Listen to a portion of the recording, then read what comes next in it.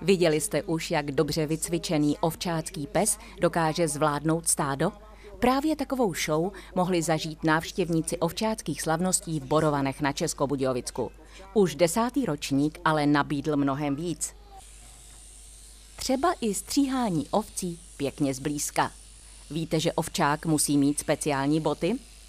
Pokud se ptáte, proč právě ovce, pak je to podle pořadatelů zcela jasné. Před 10 lety bylo úplně nevyřešeno, co s vlnou.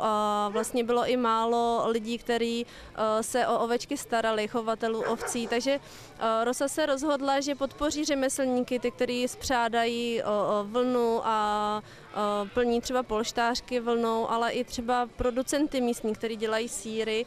Takže vlastně proto jsme se rozhodli udělat ten trh. K vidění i vlastnoručnímu vyzkoušení ovšem bylo i třeba spřádání vlny na kolovrátku. Máme tady otevřenou dílnu, kam kdokoliv může přijít a naučit se práci s kolovrátkem, s vřetánkem nebo rozčesávat vlnu.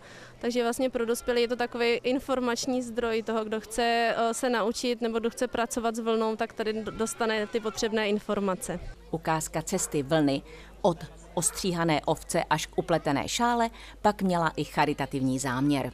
Tu upletenou šálu zkusíme prodat a kdo si ji koupí, tak vlastně tím podpoří Archu Borovany. Je to organizace, která poskytuje pečovatelské služby pro seniory.